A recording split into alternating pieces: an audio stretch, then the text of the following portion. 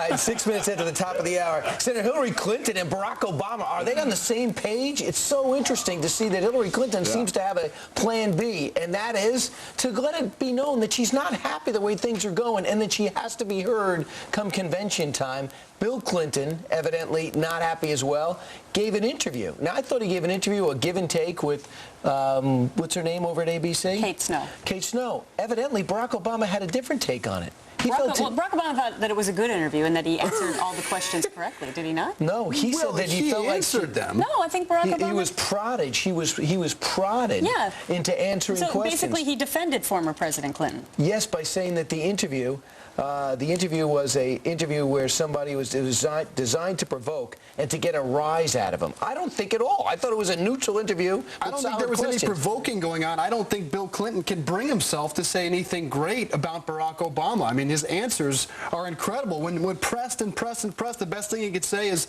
I think he should win and he will win. That's the only good thing Bill Clinton has to say about Barack Obama. And what other response is Barack Obama going to give after listening to that interview?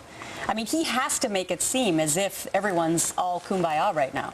And they're not. Apparently not, because... No. And yesterday we spoke to Howard Wolfson, who now is a Fox News contributor, but was, of course, a bigwig on the Hillary Clinton campaign. And he basically said what she said at a California fundraiser last week about, oh, well, maybe we'll just let the delegates kind of speak their mind at the convention for me. He said that that was a potential plan between both camps, between Obama's camp and Hillary Clinton's camp, as a way for, I don't know, set the tone right for all these 18 million people who voted for Hillary Clinton, to let them have their voice. A lot of those people, and one of them coming up on the show as this group of Puma, they think that Barack Obama has not reached out to them at all. So I'm not so sure that just having them be able to seat their delegates at the convention is enough for them to vote for Barack Obama. I think she's ticked off. She's not a leader to be vice presidential candidate. And it's clear she's going to speak on Tuesday. Yesterday it was announced that Bill Clinton will speak on Wednesday, right before the vice president, whoever that nominee is, gets a chance to speak. So I don't know if Hillary's going to speak Tuesday, let Bill speak, and then Wednesday. That's a lot of Clinton. I don't see that happening.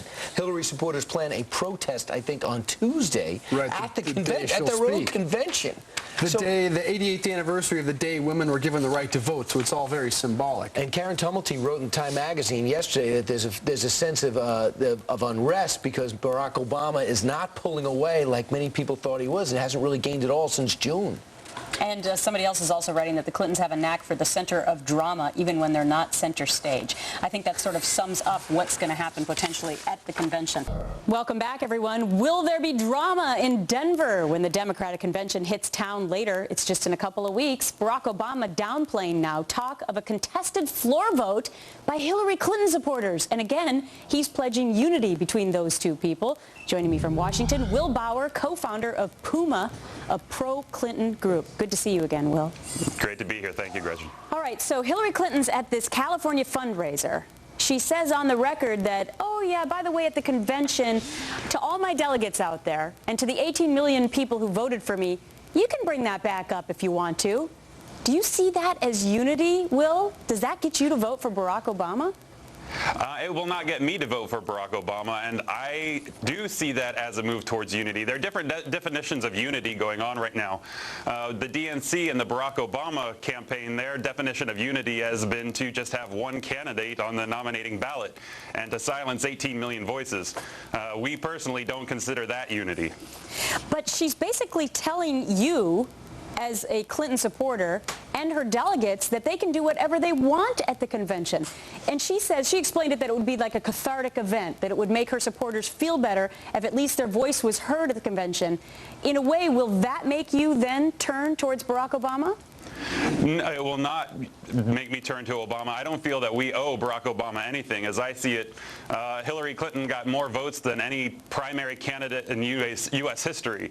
And to just have that silence, that's the most anti-democratic thing I could imagine. So, you know, I don't feel as if they're doing us a favor. This is our right. This is what we should be going to the convention for. Has Barack Obama or anyone from his camp reached out to the Puma organization?